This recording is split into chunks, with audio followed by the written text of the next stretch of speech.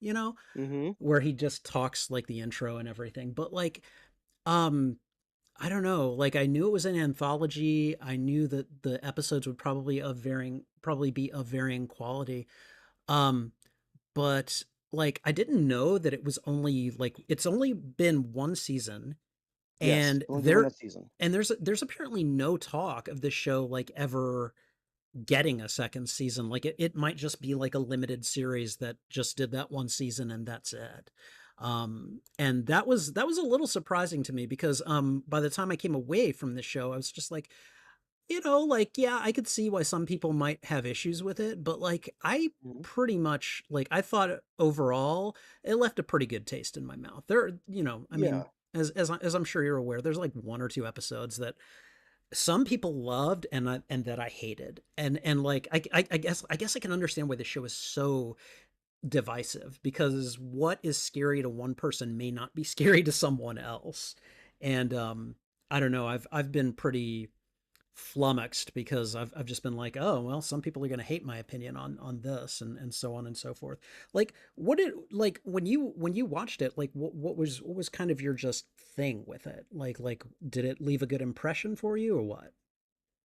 It really did. So I remember when this came out, a lot of people were talking about it. It got a lot of hype in the horror community because it's Guillermo del Toro, Right? Yeah. uh, and he brings with the thing with Del Toro is that he's very heavy and very detailed on practical effects and detail on the practical effects and the significance that they play. He's very old school with that kind of mentality.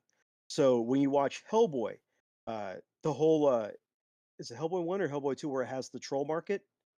That's all practical. That's all suits and crafts and you know, costumes and all of that for that one 5-minute scene. That whole stage and system was built for that. Probably has a Pacific, very good working relationship with Jim it Henson's does. Creature Shop. I mean, Pacific Rim, the inside of the cockpit of the Jaegers, you had the black market for the kaiju parts.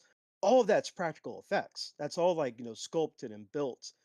So he's a big purveyor of detail and practical effects.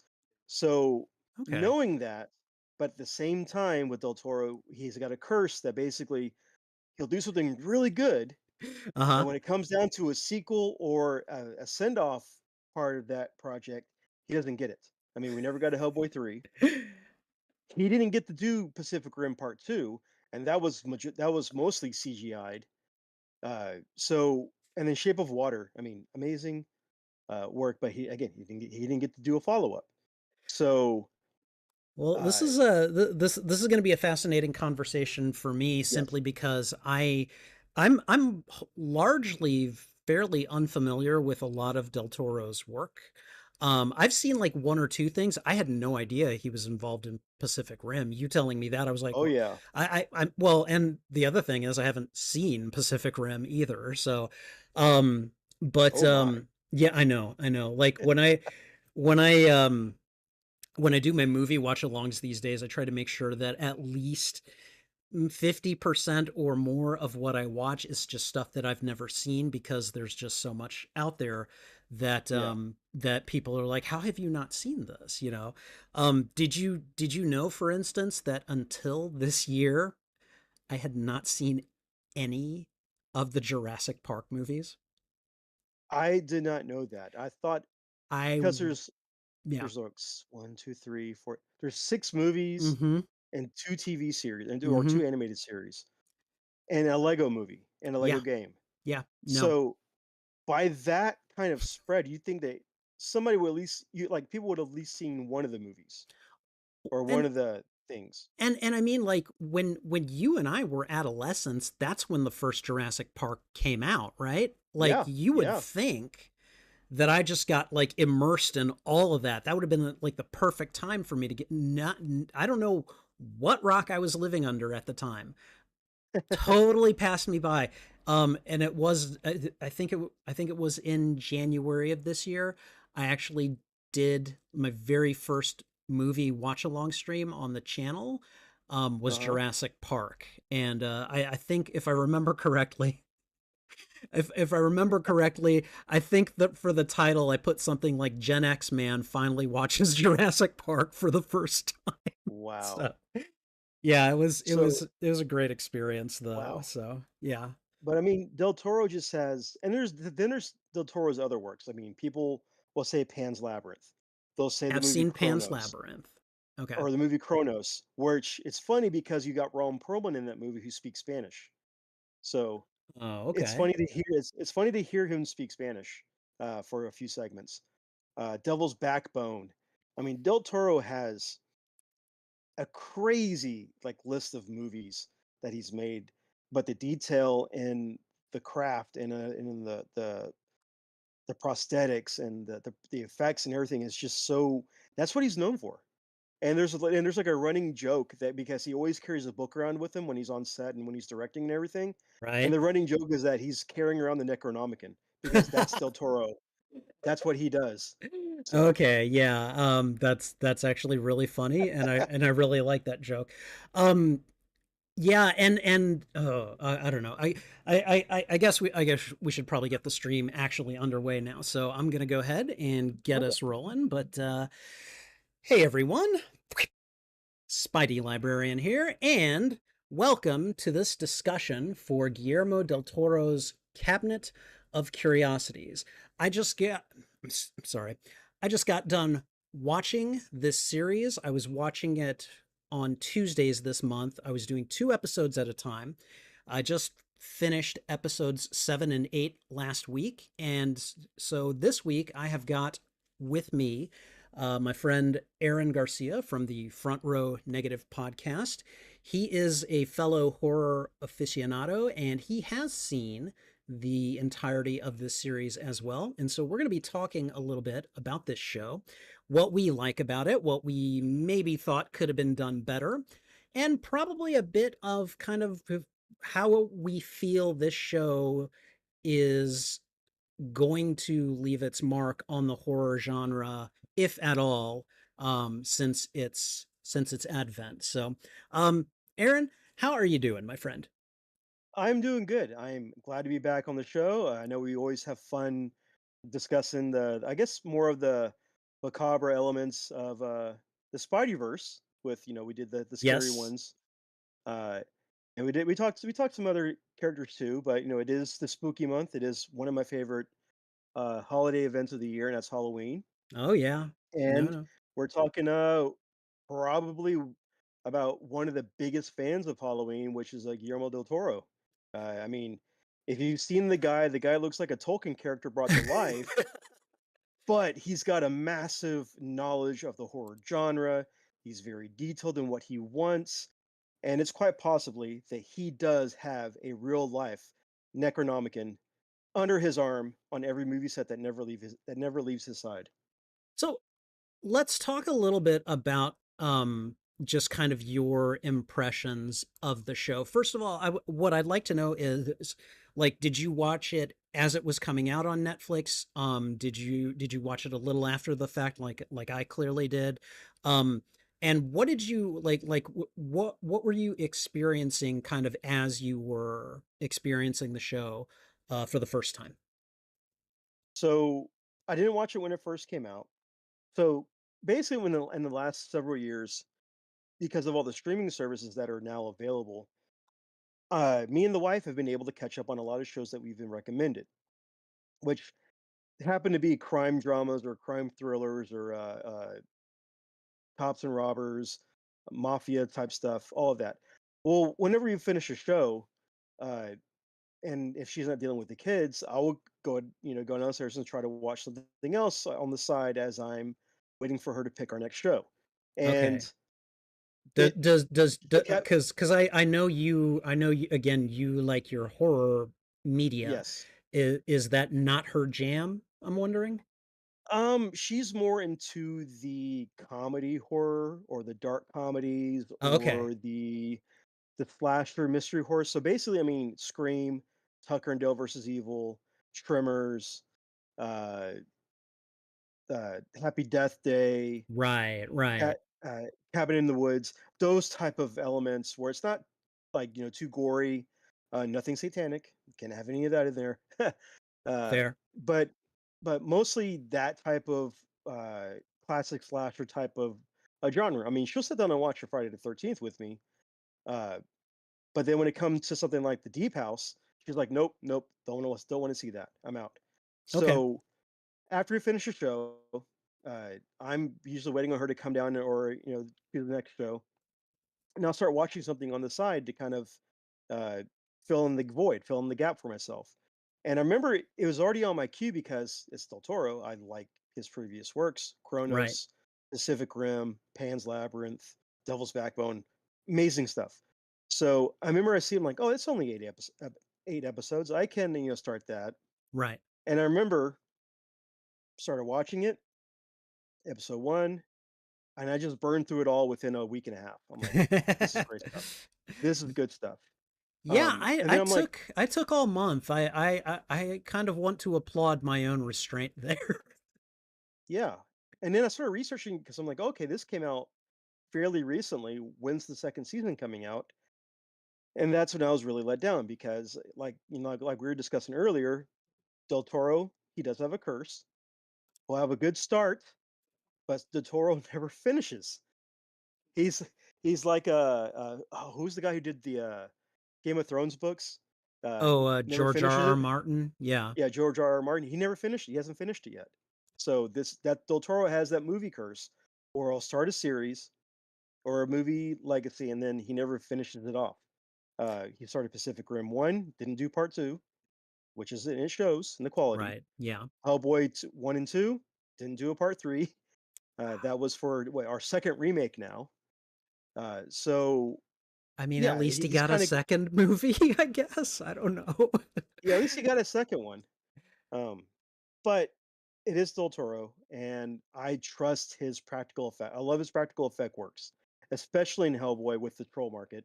One of the best visually pleasing and aesthetic scenes, just because everything's a suit, a puppet, a muppet, a build, a Right. craft. It's all physical and real. Right. And same thing with the Pacific Rim and the kaiju black market parts department area. Uh, Amazing stuff. I love that. I just love the detail.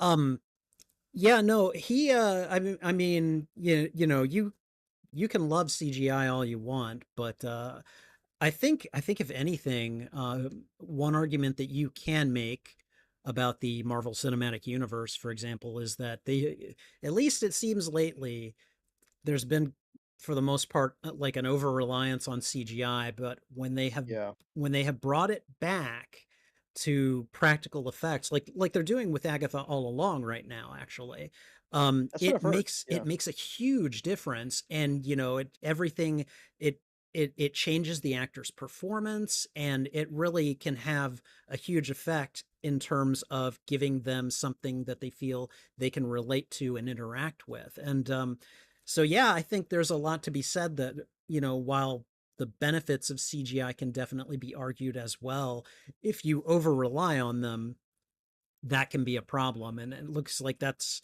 an issue that Del Toro has never had, right? I think the only ones he's had that issue with was in Hellboy was the Samael, the creature, because most of that was CGI. But Okay. I know for the close-ups they use puppets and like a big model for like the close-up, like walk along scenes. Okay. But as far as I know, Del Toro is 90% practical and maybe 10% CGI if he has to. So So there is that. so the series as a whole, like I know that we probably both have our opinions for each episode, but the series as a whole, what would you say, like overall, you would say? Is it overall good? Is it overall not so good? Is it like kind of middle of the road? What is your overall assessment of the whole body of episodes? I think it's a good wide variety of content with this. I did research to see Del Toro's mindset when creating this, Hmm. because for practical effects, that's very Tales from the Crypt. That's very pulled Yes. from Tales from the Crypt with the practical effects, and kind of the gore and kind of the kills and that type of stuff. That's Tales from the Crypt. For the actual story, though, for itself, I get a lot of Twilight Zone. What's the other Rod Sterling show? Outer What the hell was it? Limits. No, no, Night Uh Gallery. Night Gallery. oh, okay, yeah, Night Gallery. Okay, been a Which while. I just bought the DVD set from Walmart a few weeks ago. But the stories kind of pull from that. Now I will say that 2 of these episodes out of the 8 are straight up Tales from the Crypt remakes. There are 2 of them that are straight up remake, Really? and they're good. Uh huh. They're just as good as the originals, but with more of that kind of gory, scarier effect with the creature design and the puppets and stuff like that. They are scarier, but there are 2 that have been pulled or that have been, recycled from Okay. Tales. I So, did not realize that. Do you mind telling me which two they are? one for sure is the rats. The one with the Okay, rats in the cemetery. the That graveyard is a rats. Okay. Graveyard Rats, uh, is a straight up remake of Tales from the Crypt, Okay. episode called The Graveyard Rats.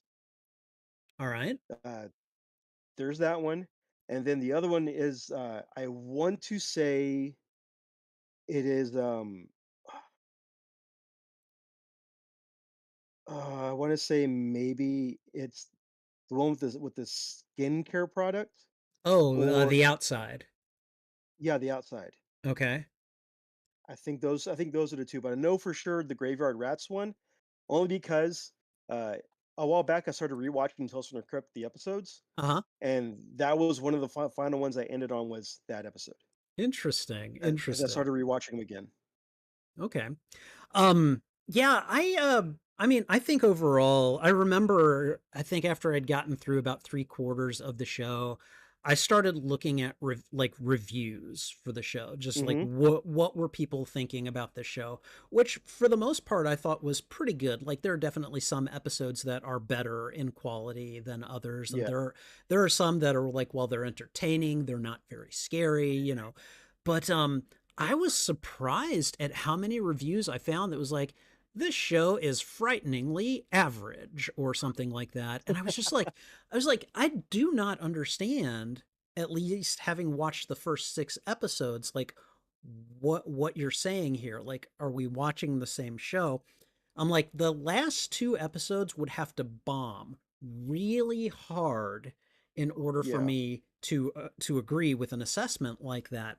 And I'm going to get a little bit ahead of myself here. When I watched episode 7, The Viewing, to me, Mhm. that story bombed. It bombed hard.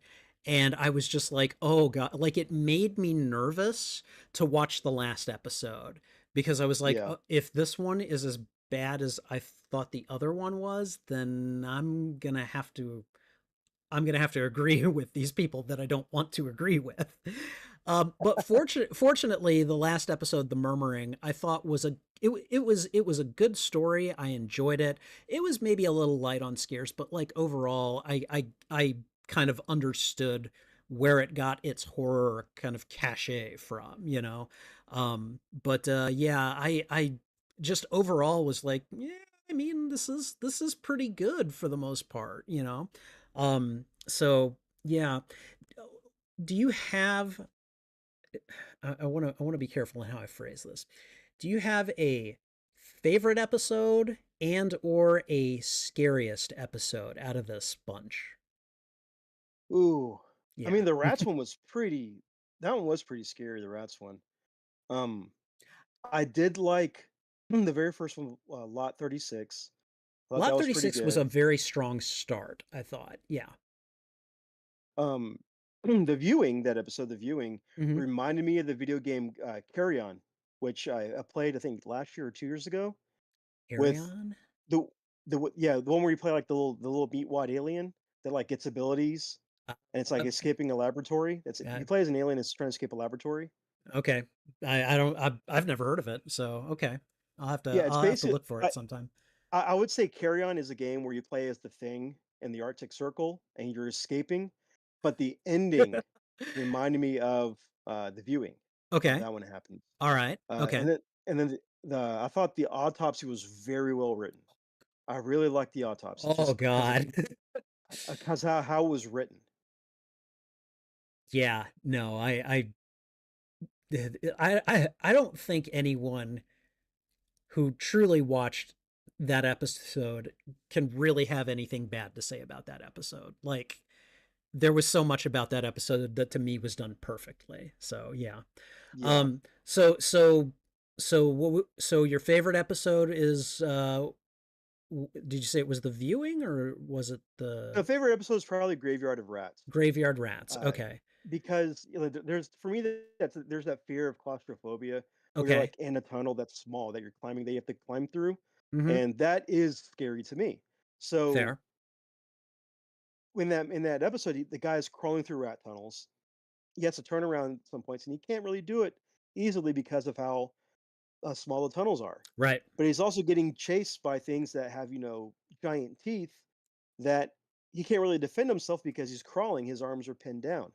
So, there is that kind of fear that makes it just feel unsettling, and it's just like the movie Buried with, Ryan Reynolds. That Uh-huh. movie scares me because he's in a coffin, buried mysteriously someplace, yeah, that nobody knows, and they're And trying to find him. that's probably a movie that you would have to fight to get me to watch. Like I don't like stuff like that. So no, I definitely understand where that comes from. So that's probably your favorite episode. Is it also Yeah. to you the scariest episode or is there A little bit Okay. because of that fear aspect of, Okay. it, it's something that's out of your control because you're in a different environment, and Right. you're not in your own environment, you're in another thing's environment, You're at the and mercy of whatever is down yeah. there. Yeah. No, I get it. I get it.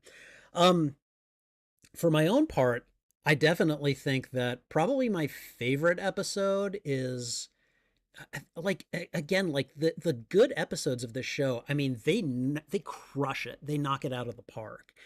And really like I do have a favorite and I definitely have a scariest. And uh, okay. So the autopsy is Mhm. probably my favorite episode because you had a truly creepy villain. I mean like ridiculously creepy who was explaining who he was and where he came from as he was carving himself and the coroner guy up, which by the way F. Murray Yeah, Abraham was he really brought his A game to that role. he did, he did. um so really creepy villain, really fascinating setup and everything. And it brought this like it brought kind of the psychological scares of oh god, this thing is going to go inside and take him over and there's nothing he can do about it, you know. Yeah. Um but for me, I think the scariest episode was probably I think it was episode 5, Pickman's Model. The it was one of the H.P. Lovecraft short story adaptations. That Oh, is that the one with Crispin Glover, the Yes. artist? Yes. And like that flipping episode, at least to me, did a Lovecraft story, a Cthulhu mythos style story where everyone is kind of helpless in the face of this nameless insanity that is, you know, that just shows man how minuscule they are in the universe and all of the horrific imagery at the end. Like to me that was about as perfect a telling of a Lovecraft short story that I've seen anyone do. And like I came away from that episode going, "Oh man, that was that like ugh, you know." Um I don't know. It really did it for me. And yeah, having Crispin Glover in the cast definitely didn't hurt. I love that man. However, I don't think I like him enough to say that I am biased. Like I was in it for the overall Hmm. mood, and that mood definitely kept me up, you know.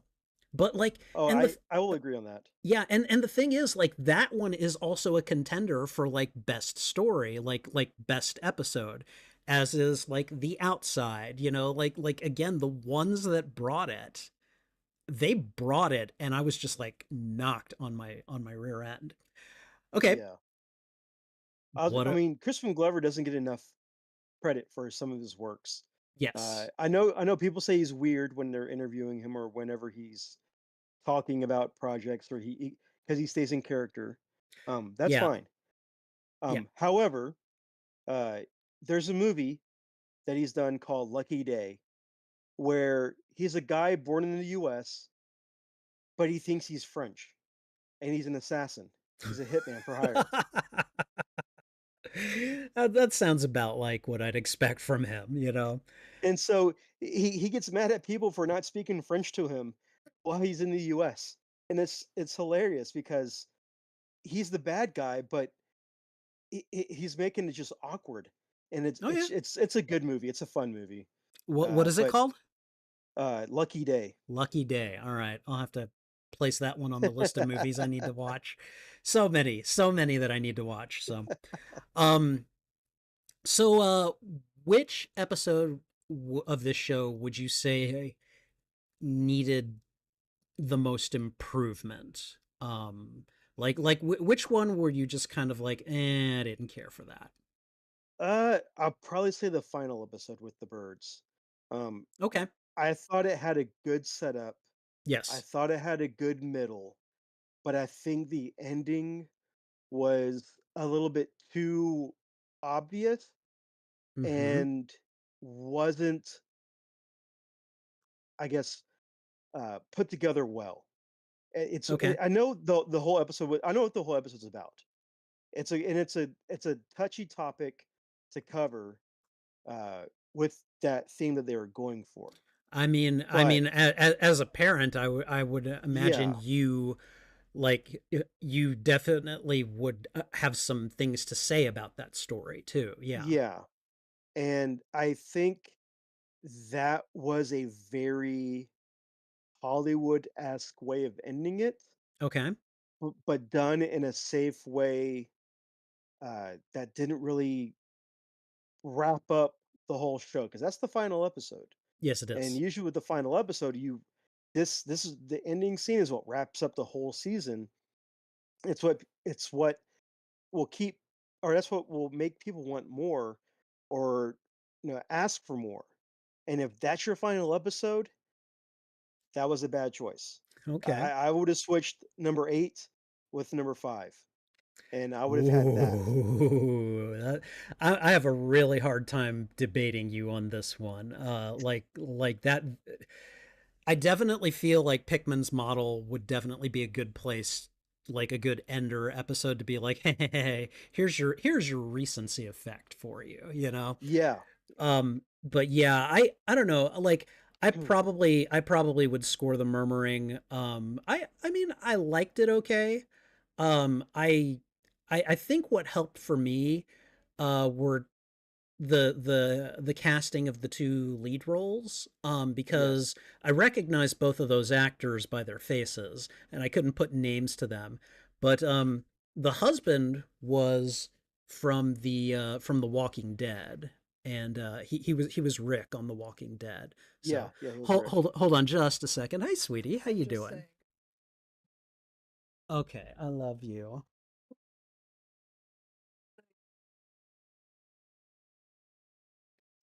Appreciate it. Okay, good night sweetie. All right, sorry about that. My fiance came in and it was tired and wanted to give me a squeeze before she went to bed. So, you know. It's all good. But but yeah, and then the wife she was the lead role from the movie The Babadook.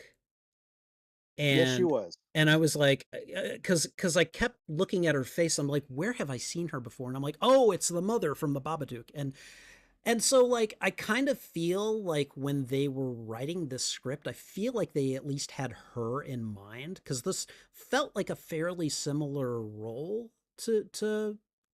her portrayal in the Babadook. Like, Yeah. not exactly, but you know, thematically at least a little bit. But yeah, I definitely I don't know. Like I liked it. It was light on scares. Like that episode was It definitely definitely was. light on scares. But I did like the overall story and the connection of the what do they call them? The the Dunlets or something. I don't remember what the bird name was, but you know, like, and Yeah, how I like forget the bird they, name. yeah, might be sensitive to like paranormal stuff, and you know, I thought that was interesting. Um, I think for me, the episode that really just brought it down for me though was, and I know a lot of people disagree with me on this, but episode 7, the viewing really, like, it was a very stylish episode. I'm not going to deny that. It was very like there was Peter Weller, there was Yeah, Eric Andre, there was what's her name? Sophia Butella. Batella. Um Yeah. like really good casting, Mhm. and I actually liked a lot of the setup. I liked the discussions of who these people were, their views Yeah. on various things. I thought all that was really cool. And Even the then soundtrack with, like, the synthesizers were yes. really good too. Yes, no, I agree. But like for me, the ending of that, like it just evolved into this chaotic mess that had no narrative point to it. It was just all like, you're all randomly going to die. And Yeah. that really pulled me out of it in a bad way. And the only clue that I have as to why that story took the turn the way it did, there are two clues. The first one was from Del Toro himself when he asks about, you know, what happens, I think, when the collector becomes the collected, you know? Yeah. And then the other one is they used a song in that episode. It's actually like it's a song that I listen to a lot on my Spotify playlist. It's What a Fool Believes by the Doobie Brothers. Mhm. It's Are you familiar with that song? Uh, I am not, but but I've probably heard it enough to recognize it if it were to come on. Yeah, I'm sure you would. I'm sure you would. It's got this kind of upbeat piano start, and it's got Michael McDonald singing for the Doobie Brothers, and it's a good song, and it's basically a song about a guy who thinks he has a place in this one woman's life, and he's never ever caught her interest ever, and he builds up this fantasy until, like, you know, and he just convinces himself that he's worthy of being in her life when he's never tried to be, essentially. And Yeah. so, like, I feel like if you take that song's theme and maybe apply it to Peter Weller's rich guy character, it's like he's this dude who thinks he's ultra smart, and really he's obviously really rich, and you know, like able to bring all these people together and stuff, but like he, at the end of the day, he's just some idiot who did Yeah. something that he didn't know what to do. It's the only thing that I can think of to like justify any interest in how the story ends, because otherwise it just seems too random to me. I don't know, like, what was your take on that episode? I think the ending, so this is 70s. This is Yes, done in the 70s. 1979, I think.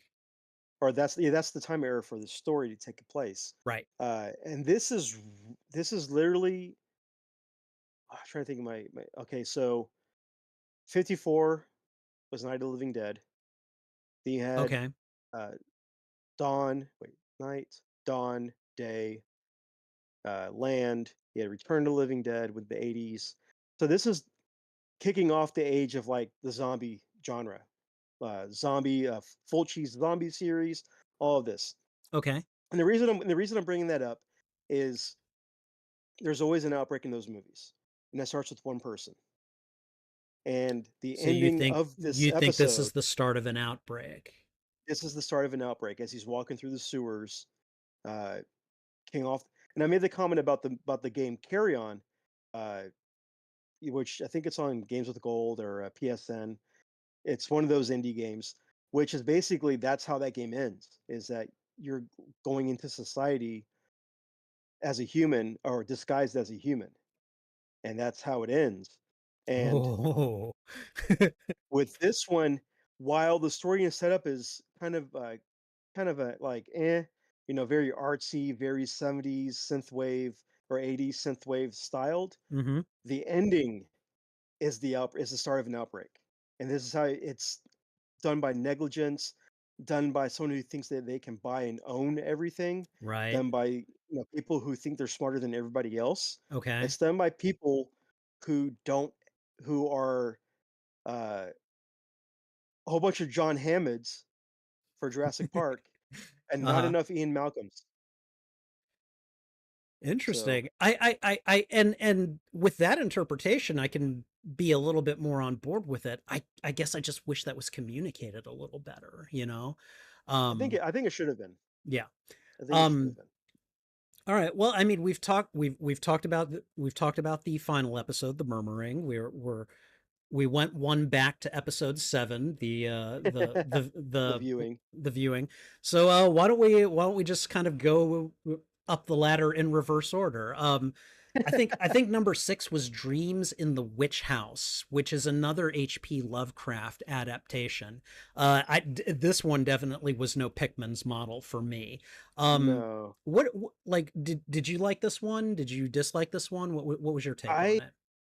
This one, I mean, the visuals for this one was good because with the rat and the witch and, like, the Yeah, vision through the possessed people, that was fine.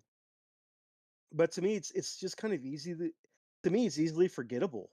And to be honest, I forgot that DJ Qualls was, in it.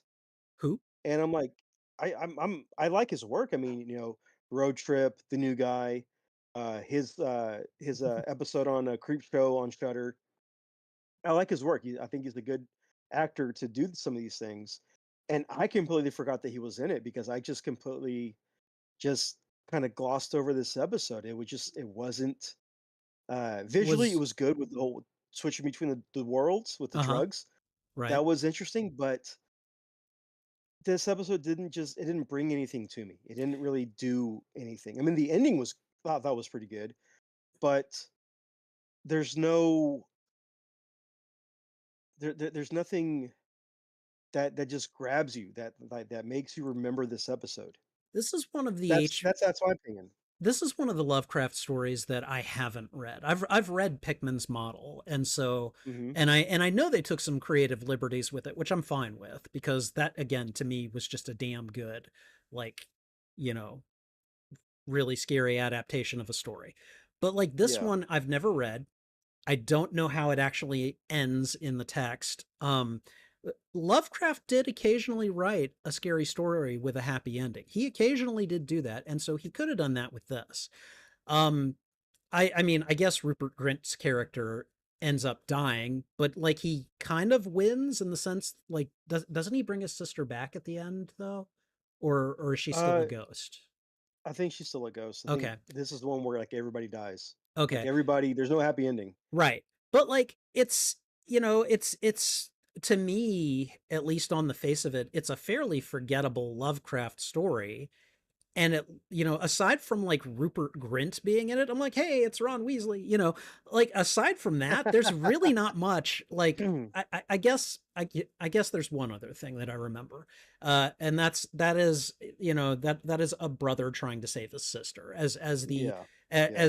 as an older brother, the only male, and I have 3 younger sisters. I can at least relate to that impulse, but I aside from that, there's not much I'm gonna remember about this story like in a year or something.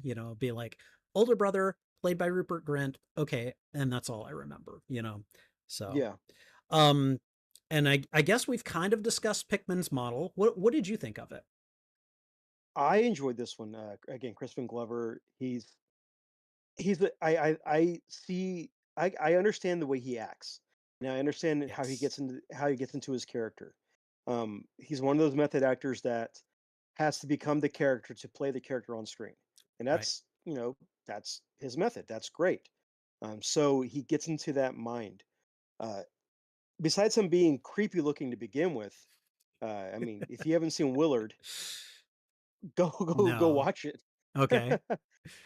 um, but Crispin Glover is uh, when he's playing somebody very robotic and very stoic and just so he's not energetic. He's very wooden and very like like a puppet in this movie to a Okay. degree. And I think having him play that role is what makes me enjoy his character more, or enjoy him as more as an actor. Because everybody's seen Back to the Future. We know how he Yeah. acts. Yeah. Again, there's Willard. We've seen Charlie's Angels, where he plays the assassin. So we know what he's able to do. But to see him do the complete opposite and play this very soft-spoken, very dramatic person is great. And he does it well. And I was more blown away with this episode by his acting and the story, and then the artwork is shown. I'm just like, this is really good, and this is probably why it's one of my favorites. Uh, it's a different story, and it's just well written, and the visuals are there, and everything's kind of put together with mystery and intrigue, and things start to unfold later on as the episode goes around, not in a forceful way. One of the things that I found fascinating about Glover's performance in that episode is that I simply didn't know until kind of the end. Like, I didn't know if Pickman was like an antagonistic, like evil character, or if he was really just like a deeply misunderstood person, like with this kind of a tragic gift who, is actually trying to help. Yeah, And it's really not until the end, at least for me, because again, like I've read Pickman's model. I don't remember a lot of what I've read, but I do remember, like, he was an insanely talented artist, and that talent seemed to be as much of a curse as it was any sort of blessing. So, yeah. you could go either way with a character like that. And so that's one of the reasons that I thought just putting Crispin Glover in that role was kind of brilliant, because you never know what kind of performance you're going to get out of him. That You is know it'll that be is very true. memorable, but that's about it. So, That is very um true. okay, let's see. What about the outside? I've heard a lot of people refer to this one as the skincare episode. Yeah, the What skincare one. what did you think of that one? Okay, so I know I got my Tilson and Crip episodes a little mixed up. Okay. This is yeah, the outside is the skincare one was based on another Tilson and Crip episode, which involved taxidermy. Uh, Okay. All right. where guy retires, he takes up taxidermy as a way to kind of pass the day while his wife feeds all these neighborhood pets because she was a stay-at-home wife who's alone. The kids had flown the nest. Right. And so he takes up taxidermy. She feeds him a sandwich. He gets annoyed by all the dogs coming in or all the animals coming into the house. She befriends this old one-eyed bulldog that she names after her husband. He doesn't like that. All those things kind of interact. So yeah. So with this episode, this is loosely based on the Tales from the Crypt episode. However, uh, I do like Kate Micucci. I've seen her in a few things, She is other a shows on Netflix. fantastic performer. She is.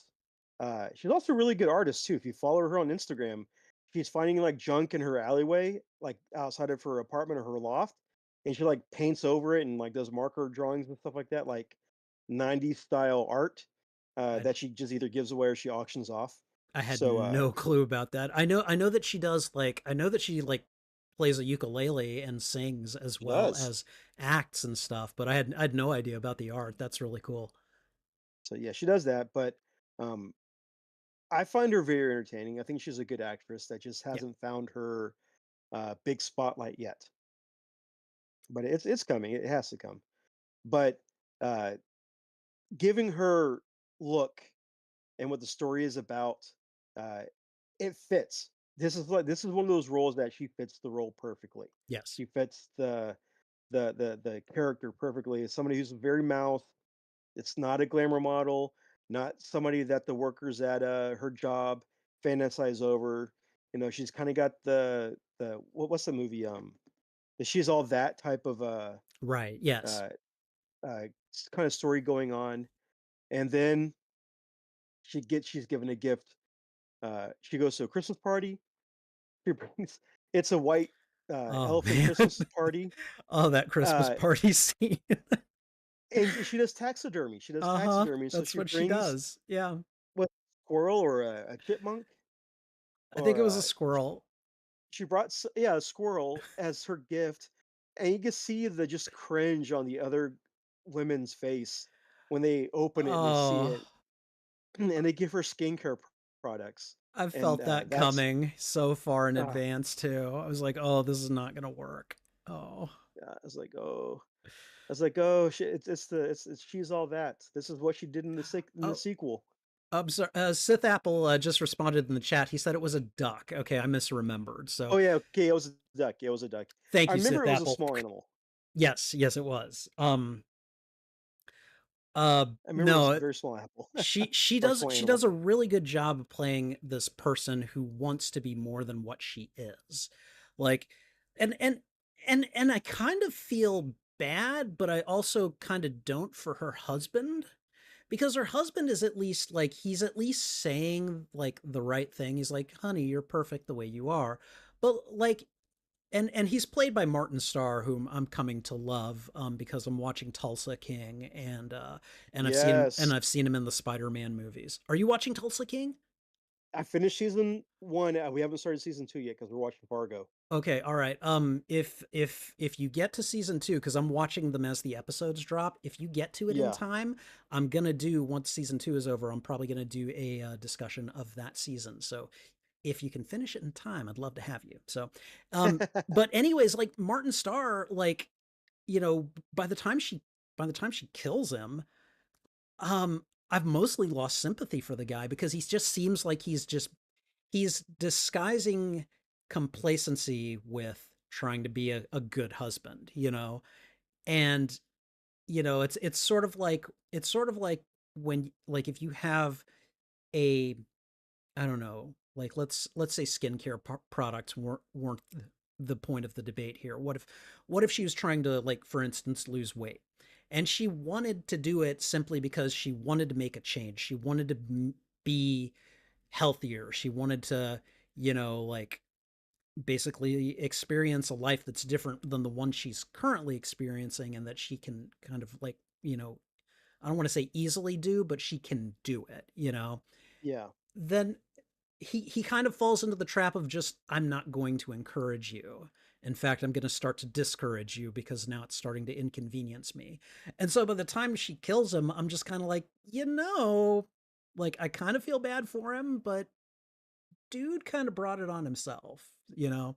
Um he did. I He liked did. his character, but like I think I also just liked to kind of like leave him for dead once she killed him, you know. Well, I mean, it was that he also had sympathy because he saw the rashes and her scratching and her, the blotches and everything, and it's Right. spreading. So there was that concern of like, what are you doing to yourself? Why are you doing Right. this? Right. No, I And as a spouse, you kind of you hope to have that care and sympathy from your significant other, but at the same time, how far do you want to push yourself through the pain to hope for a better outcome, or is it just snake oil? Like, where do you draw the line at? well, And yeah. in her mind, No, go on. I was gonna say, in her mind, she thought this would all lead to a great outcome in her mind because Yeah. that's what the TV's telling her to do. That's what the phone when Right. she calls the operator, that's what they're telling her to do. While the husband who sees her every day physically is seeing the rash spread, is seeing Right. her scratching herself, is Mhm. seeing her literally kind of deteriorate and look worse Yeah. as she's using more and more of the product. Yeah. So it's like, who do you trust more? Do That's you trust the outcome, the possible outcome, or do you trust the person who supposedly cares about you? right. I mean, So this episode has a lot to say about a lot of different themes. It first of all, it has a lot to say about, for instance, body image, the beauty yeah, industry, uh, salespeople, you know. Um, exactly. and then it also, yeah, it has a lot of things to say, for instance, about like, okay, when does caring like become something that you need to just when does it go too far? Like, because at one point her husband is like, I don't want to see you using that skincare product anymore. And it's like, Yes. I get his reasons why, but by the same token, like, she's choosing to believe the salesperson. And it's like, she is a grown person. She can make these decisions for herself. You don't really have that right to take that away. Or, you know, like, you know, it becomes one of those, like, who was in the right in terms of, what is going on with regard to her using the product. And yeah, it becomes a, do you trust the process, or do you trust the short-term evidence? And she clearly had her, argument, and he had his, and never the twain shall meet, I suppose. No. So, No. No. She no. but yeah, And it, I was gonna say, it kind of blurred the line between her mental state, because again, oh yeah, the TV's talking to her, the yes. phone's talking to her, the ads are talking to her, and then of course you have the liquid lady, or Oh the God. embodiment of, Yeah, like, you had the embodiment of Summer's Eve popping out, and toward the end. So again, there might have been a little mental escapism there, with on her part, trying right. to fit what she thought was happening versus uh, a husband's concern, Excuse me. Yeah, a physical looking concern. So, I mean, but again, hey, in the end, she has both. It's yes, just one is no longer speaking to her, and right. the other one will be permanently there for breakfast every morning. Yes, he So, will. Yes, he will. No, this is one of those episodes that for me is like in the top tier for this show. Like, not only because it just has a lot to say that it says very well, and not just because Kate Micucci turns in an excellent performance, but it's I don't know, it's very good at kind of raising the question, like, does she really want this so badly that she's like seeing this? Or has her TV, like, has the salesman actually started talking to her, and there's something weird going on here? Because clearly there's something weird going on with the skin product. um yeah. so no, it's one of those episodes, like, it's up there with, Pickman's Model. It's up there with um the Autopsy. Like, it's, to me, this is one of those reasons that you would watch this series. So, um definitely a good episode for me. So, and Yeah, yeah, it was definitely fun. I definitely liked and speaking of the Autopsy, it.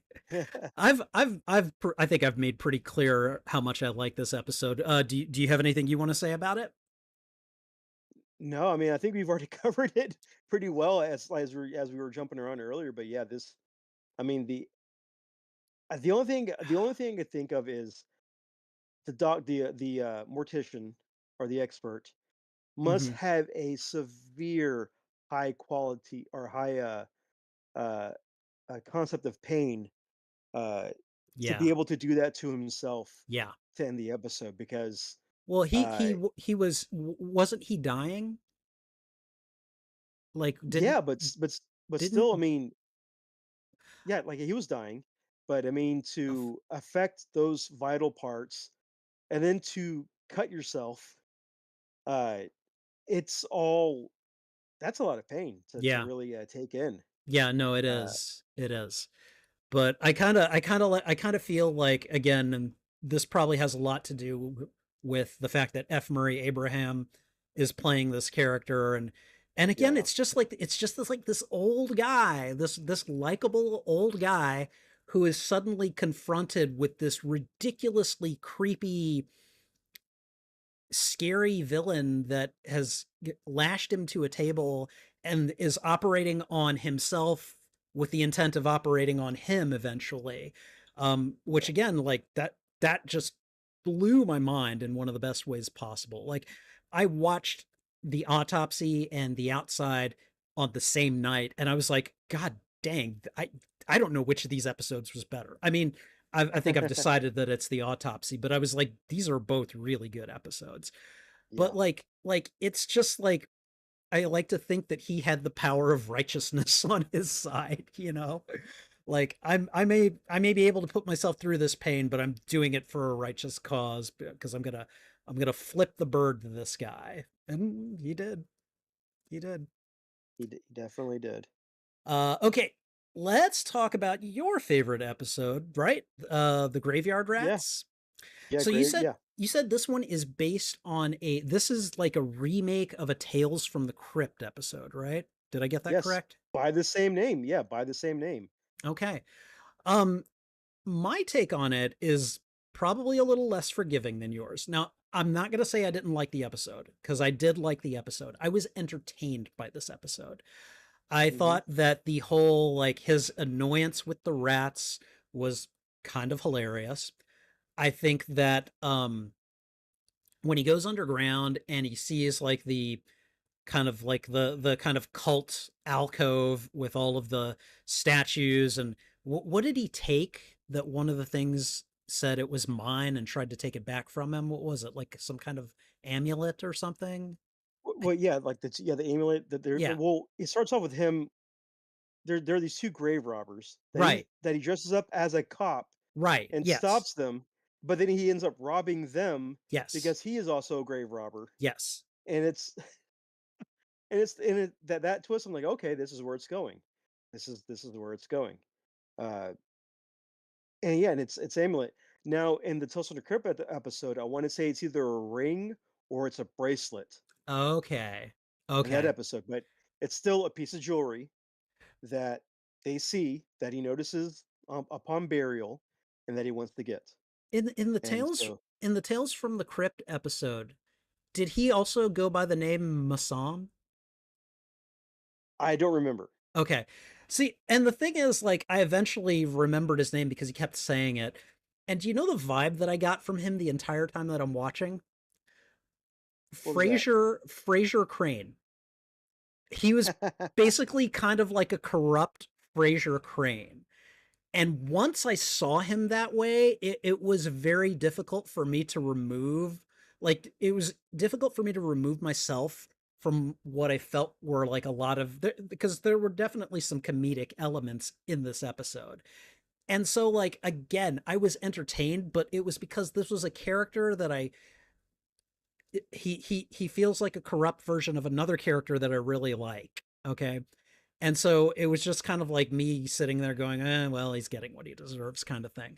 So so for that reason, I mean, I guess it felt to me a little light on, a little light on scares. The claustrophobia notwithstanding, I definitely agree with you there. Not a fan of that. Wasn't, particularly, um, I was a bit moved towards chills, when I saw those scenes. Um, but yeah, overall, I was just like, oh, okay, dude's gonna come back. Oh, look, he's got some treasure. He's acting like Scrooge McDuck. He's gonna drop some and try to come back later. And so when he finally gets killed, I'm like, yeah, okay, yeah, kind of saw that coming. So, um, and again, so it's not my favorite episode of the series, but like it's also not one that I'm willing to trash because I was at least entertained by it. Does that make sense? Hmm. Yeah. Yeah. Yeah, But like, I definitely understand that. you're definitely a lot more like you're definitely a lot more on the side of this episode. Yeah, yeah, again, 'cause for me, it's more of the confinement and being trapped, Right. in tunnels, Yes. uh, which is like, again, like movies like The Descent, that freaked me out because, again, you're underground, confined Yes. tunnels. No, that's not gonna. No, no, no, no. I watched that movie a couple years ago and I was already weirded out and freaked out before they ran into those things. And then that happened and I'm like, okay, well, I'm going to white knuckle it until the end of this, but I don't think I'm going to watch this again. So, but yeah, But no, yeah, I definitely liked it. I can definitely understand like yeah, that aspect to it. So, All right, and I guess we'll end here at the beginning, at least episodes wise. Lot 36, and I gotta say, when I watched this episode, I really did feel like it was a pretty strong like tone setter for the show. I was like, okay, if things are gonna be like this kind of Hmm. throughout tone wise, I'm here for it. Um, and I don't know, Tim Blake Masterson's character, I think that's his full name. Um, or no, Tim Blake Nelson, sorry. Um, he was a guy that I did not like. He was really good at being unlikable. And you know, he had one object on his mind, and that was get as much money as he could from all this stuff that he's bought. And that ends up coming to bite him in the rear. What did you think of his character and the other characters that he encounters in the story? Well, again, I with this one, I mean, the books, the whole the lot thing. I think this episode was a big play on what's that show? The What, Antiques ah, Roadshow or no, the one where people buy like the old they buy their old storage units. oh, okay, Uh yes, I know what you're talking about. I can't name it Storage either though. Wars, or is it Probably. Storage Wars, or whatever that show is. I think it's like, kind of making fun of that, because if you watched any of those episodes, you see people fight each other, Yes. not physically, but verbally. They'll berate each other about wanting to Right. get certain lots, what's in it, the value of it, stuff like that. Um, and so with this one, I think it's a play on that, on one of the guys from that show. Um, and it's kind of like more over characterizing him, and kind of going with, I guess, how he is outside of the show. Right. But uh, I do think it's funny how it just goes into, not just a simple storage unit, but like all like the paranormal things, Right. the Yeah, the seance table and stuff like that. the German like antiquities guy was really interesting and really kind of like, you know, like he obviously knew what he was talking about, but man, that didn't help him in the in the end. Oh, it did not help him. Yeah, So he was gone. He was up a creek without a paddle on that one. yeah. Uh, Uh, I want to say a quick hello to Kronos SD for showing up. Hi, how you doing? Thank you for being here. Um, yeah, I will admit, uh, you know, the monster at the end of the episode. Um, I mean, I wasn't not expecting a monster. I could definitely say I was not really expecting that kind of monster, though. it's very Lovecraftian, though. Oh yes, oh yes, very much so. And I mean, like I, I always feel the need whenever I bring up Lovecraft to just mention, yes, I know Lovecraft in terms of naming him is probably a bit problematic these days because dude had some pretty racist things to say about a lot of people in He his did. original writings. But with that said, you really can't deny the influence that the man has had over modern horror. And so, like, I don't know. I will always, because I enjoyed a lot of the stories that I read from him. And, you know, he's got a stilted way of writing. But like when he finally gets to the point, it's like you are forced to confront things Yes. about the human condition that you maybe don't want to confront. And so like it's he's come to influence like Stephen King and Clive Barker and all of the modern horror greats that a lot of people are like, you know, these guys are awesome. But yeah, like I don't know. It definitely was a very Lovecraftian, aka, or you know, I guess you could say Cthulhu esque kind of monster at the end, and It was. you know, and I kind of liked and I mean maybe this is just me being petty here.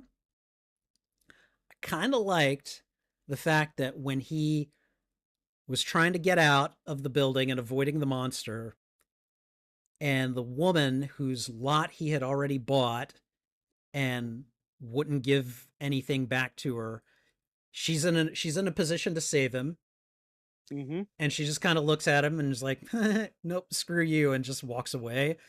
Like, I'm not gonna lie, I kind of enjoyed that. I was like, this is why you do not be a dick to people. You do not do that. That And is true. yeah, because you never know who you're pissing off. You really don't. So That is very um, much true. but yeah, like, I mean, this show was recommended to me by several different people, including Kronos, who is here in the chat. So again, I'm glad they could make it.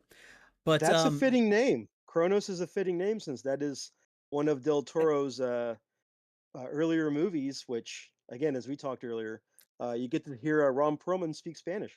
I'm gonna have to check that one out too. I'm gonna just have to start making a list every time I interact with people, because movies and shows get brought up, and I'm just kind of like, oh, Yeah. okay, well, I should write that down and get just put it on the list of stuff that I watch on my channel. But of course, that always takes time. So, but yeah, I don't know. This is a show that you know, I kind of grew up with, like, I don't know.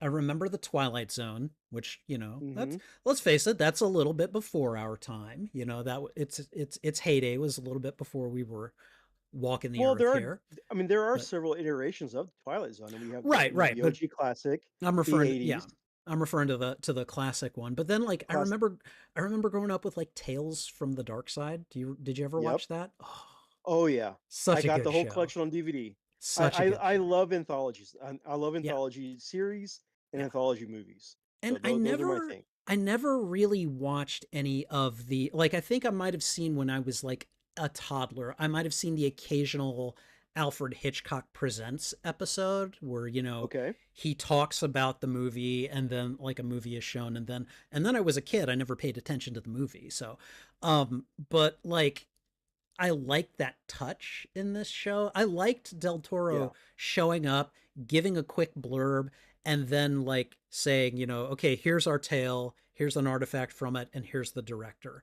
I thought that was just a really cool touch, and I really would like to see, if not this show, get a con like another season, or five. Um, Yeah. that we get something like that in the relatively near future.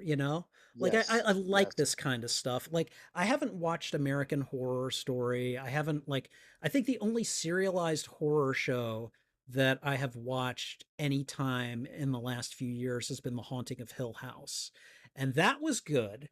But, like, when Mhm. I think of a horror show, my brain immediately goes to anthologies, and Yes, I think we need those. we do. Uh, this show, um, I so back in 2016, Mhm. I think it was 2014 or 2016, uh, there was a pitch from TBS, that they're gonna revive Tales from the Crypt. They're gonna do a new Tales from the Crypt series that was gonna be front runned Uh-huh. by M. Night Shyamalan. Oh boy. He was gonna direct the first episode or the first 2 episodes. He was gonna direct them. They Okay. had a teaser that came out, a little teaser, blip that came out, but with people nowadays that if you have Tales from the Crypt, what's the image that pops in your mind The Crypt when I say Keeper. Tales from the Crypt? The Crypt Keeper, that iconic Crypt Keeper. That Second thing that cackling pops in little your ghoul. Yeah. the second thing that pops in your mind, the theme song, which is, John Williams. So, That's John Williams? I didn't know that. yeah, I believe it's Oh, I John had no Williams. clue. Okay. So those are 2 things that pop in your mind when you see that. So when they made the blurb for a revitalized Tales from the Crypt, and they show this creature, like, basically, like, breaking a window, that was the Crypt Keeper, and people lost their damn minds over that, about how, "No, you can't do that. You can't have that be the Crypt Keeper." So that was eventually just shut down, didn't move forward. M. Night lost, he quit the production on it. That was it. Del Toro, Mm. Big fan of Rod Sterling, Twilight Zone, Night Gallery, Yeah. Tales from the Dark Side. Probably owner of a real life Necronomicon.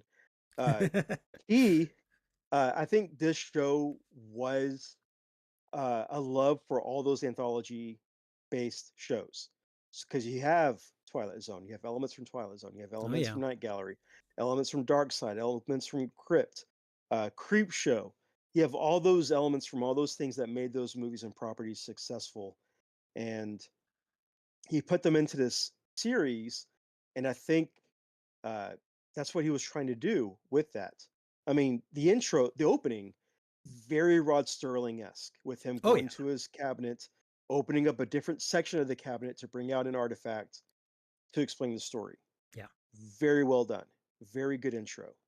Uh, Hmm. it was just everything was put into place for him. My only complaint on this series is the order of some of the episodes. Right. I think the murmuring should have been a middle episode, not a final episode. I think I would Uh, agree with you on that. And again, I liked it for what it was and the story it was trying to tell. But yeah, as an ender, there were definitely better episodes. I thought as an ender, it was all right, but there were definitely better episodes that you could have ended the series with. yes, So, yes, but but I mean, uh, and with Del Toro, he loves H.P. Lovecraft. He's a big fan of that. oh, I I could mean, tell. I mean, for the last, I think for the last since 20, wait, when did Pacific Rim come out? 2012, 2013. So since 2012, I want to say he's been trying to get the film adaptation of The Mountains of Madness made, and Ooh. it hasn't happened. He's had Oh people that he's man. had. I mean, he's had Ron Perlman because that those two are best friends. He's been aboard for the project. He's had Tom Hiddleston be aboard for the project. He's had all these other actors that people love that are good actors attached to it, who then drop off because it's not happening.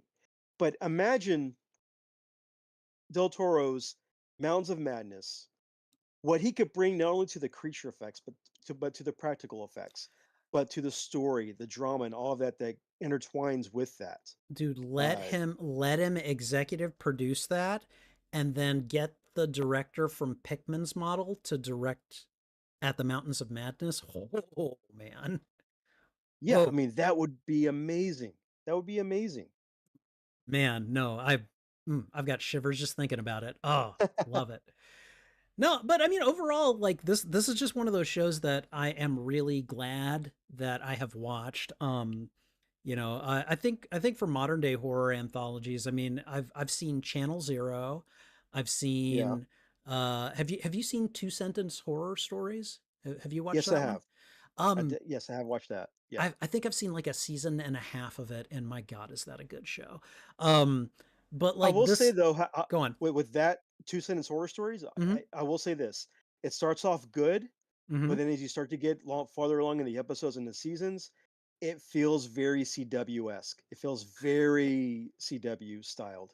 Okay. So All right. don't have high expectations like later on in the episodes and seasons. Let me ask you this because I've watched my favorite episode of Two Sentence Horror Stories is the makeup tutorial episode.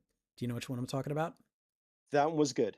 That one That was one's good. good. Yeah. Is that like kind of the peak? Is that the best I can expect, or is there better stuff? Uh, yeah, I'll say that's Yeah. probably toward the top of the peak, getting toward the top of the peak. Okay. All I right. do remember that one. Yeah, that was getting toward the top of God, the that one peak. was so good. I love the middle of the episode twist. Like I remember watching that episode. I know we're talking about Cabinets of Curiosity, but or Cabinet of Curiosities, but like I can't not talk about this. But like I remember watching that episode in the first half. I was like, okay, this is a fairly, like okay, home invasion story. Guy's gonna come in, all this other stuff, and then like the Yep. twist happens, and that guy is like now the one being hunted and like as soon as that Yep. happened, I was like, I grabbed my seat. I was like, okay, now it got good. I That's true. the whole rest of that story, I was just like there for all of it. So love that one so much. Anyways, um but yeah, like this is another of those modern horror anthologies that Yeah. I'm really glad that I have watched. So, yeah, overall, I would say that I don't know. I mean, what do we think in terms of the show Cabinet of Curiosities? Like, it, how do you think it's going to influence modern horror media going forward? Do we think it's going to have any influence? It's clearly influenced by a lot, but do we think it's going to, because it so far has only gotten one season, and the Yeah. episodes aren't all consistently great. Some are, and then some are good and some are not so good. Um, what do you think about kind of the stamp that this show leaves? Like what's its legacy going to be? Do you think? It's definitely a hidden gem. I know that I would agree. uh, it gets overlooked a lot because you have other shows that have more publicity and more advertisement, More gore. and once more gore, and once you get that hot topic fill, that hot topic merch, you tend to get more attention, even for like the really bad movies Okay, or yeah, really bad shows and stuff like that. right. This one, my hope is that it gets discovered within the next 2 to 3 more years, that it'll get people will discover it, and that's when it'll start to want another season or want more content like this, and it brings back I'm a big, purveyor of practical effects. I love practical effects because it takes skill to do it, it looks more realistic, and it adds more depth to the movie than a CGI'd thing. Yes. So and that's why I respect and I'm a fan of Del Toro more than anything else because he brings into those practical effects.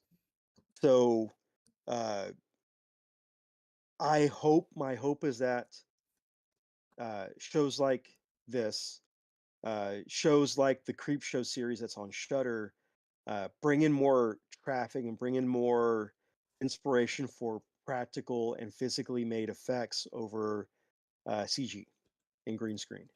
So So that way you put in the effort. even if they themselves don't necessarily proliferate, which I'm sure we both want, your idea is that if they continue to inspire more productions to use practical rather than CGI special Yeah, effects, that yeah, will be a good legacy for a show such as this and yeah, others like it. definitely. Okay. All right. No, I like that. And I definitely agree that practical effects have very stark advantages over CGI.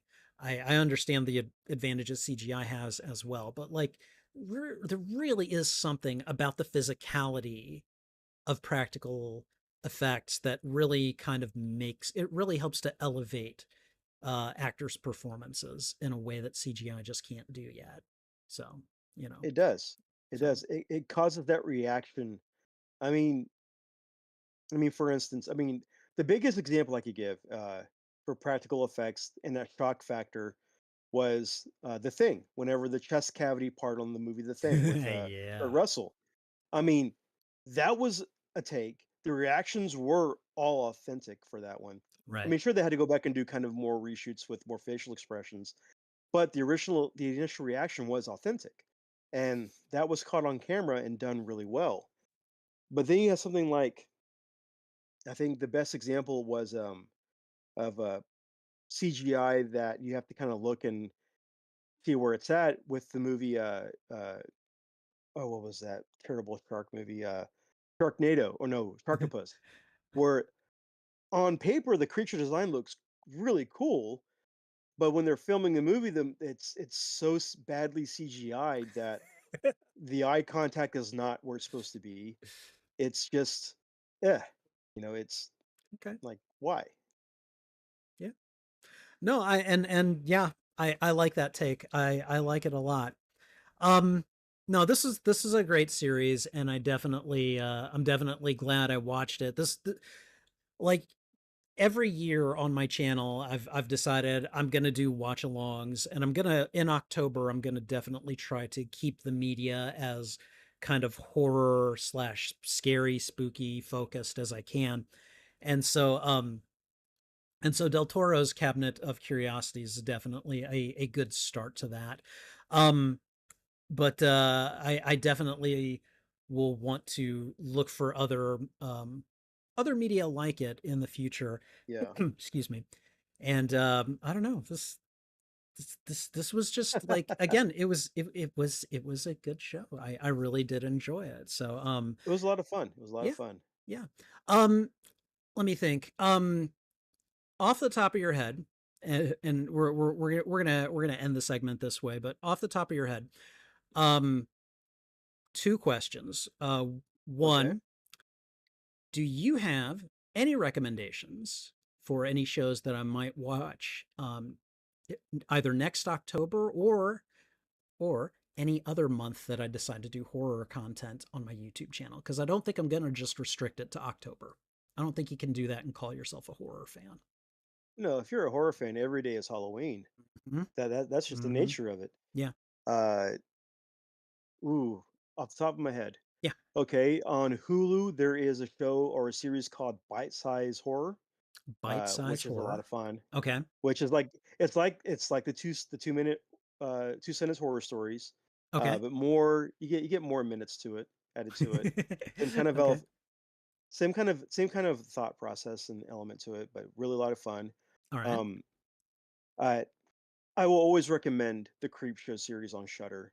Uh, Very fun, very well done. If you're a fan of the two Creep Show movies, you will see Easter eggs throughout the entire show.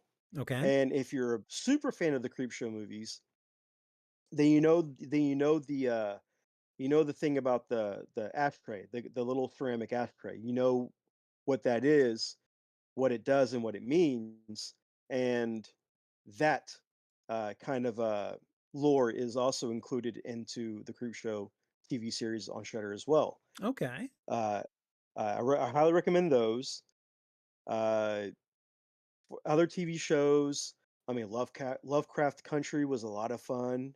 I Spooky at have meant to sometimes. watch that. Yeah. Very well done. I definitely recommend that. There's a semi-animated series on Netflix called the Carillion Frequency, Okay. which is done kind of in the era of a or the style of like a radio DJ telling a story, Okay. but it's given these animation. It's given these animated little uh, scenes to help tell it, which is really well done. Okay. I really did enjoy that one. Nice. Trying to think what else, because I've seen so many. I'm always watching horror stuff. I mean, the classics. If you because it's no longer on Max and because of legal and licensing distribution, if you could find DVDs of Tales from the Crypt, the series, Hmm. buy those. Just go back and rewatch those and enjoy them. They're a lot of fun. Yeah. Yeah. No, that's definitely one of the staples, I would say. So yeah, it's a good point. And then the other question is, this one's specifically about Del Toro himself. So obviously, I've now seen Cabinet of Curiosities, Hmm. and then like two of his movies that I can identify him with that I have seen are Pan's Labyrinth Okay. and Scary Stories to Tell in the Dark. So, Yes. with those three pieces of media in mind,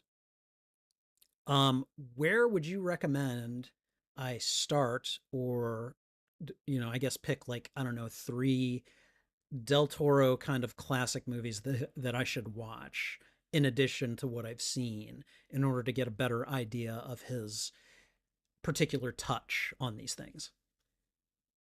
Ooh. Okay. Huh.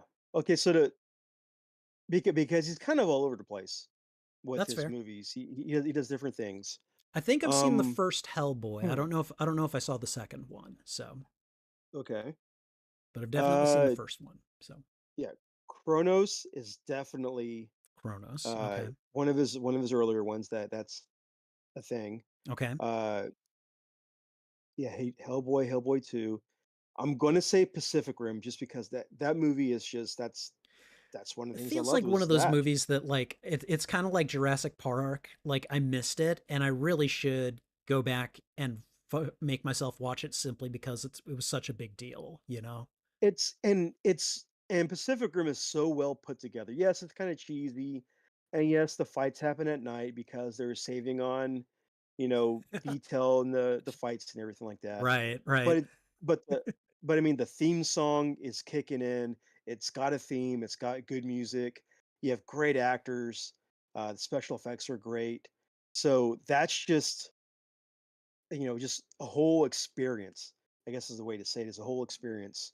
Okay. Um, if you really want, uh, like an artistic ghost story that Del Toro has done, Mhm. then there's Crimson Peak Crimson with Tom Peak. Hiddleston with Tom Okay. Hiddleston.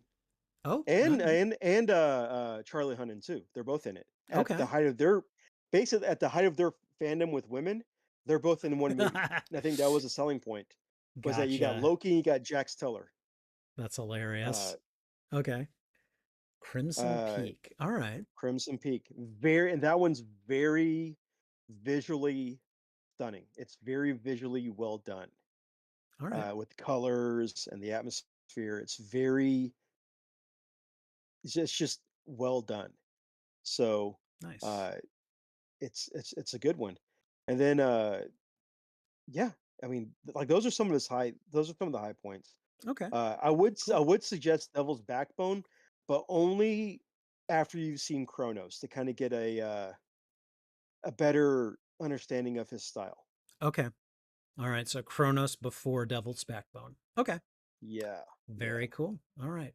Well, Aaron, I just want to say thank you for being here again. I know I probably asked you to come and host this with me like just only a couple of weeks ago. So I definitely appreciate your willingness to be here and to come talk about this and like just kind of vibe with me about this show, which I had only just discovered. It was really cool of you. I thank you a lot. Hey, it's fun. I mean, yeah, it's a lot of fun. I always enjoy talking horror. So, I mean, that's just, one of my loves is for the horror genre. Well, I'll tell you what. I know you haven't watched season 2 of Tulsa King yet, I have but not. one thing that I have watched all of season 1, and I didn't start doing these kind of like season wrap up discussions until recently.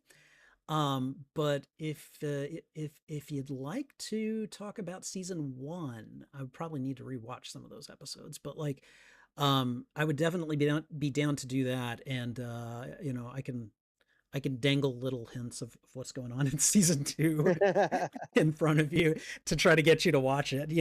So, but if you'd be down for that, let me know sometime. We'll coordinate off of here to hammer that out if you're interested. So, Okay. but I would definitely be down for that. okay, and Yeah, I do enjoy Tulsa King. yeah, and oh God, Spider-Man. We got to talk Spider-Man sometime again soon too. You know, have you Oh, seen yeah. Venom yet? Have you seen Venom I 3? have I have not seen Venom 3. Oh, I have heard rumors about, who's in it, and because at a recent toy show I was a part of where I had one figure up for sale that was supposedly in the movie, people were wanting to buy that figure, and I had a figure of, Anti-Venom on my table to sell, mm-hmm. and apparently because of this movie, the price for that has very much increased.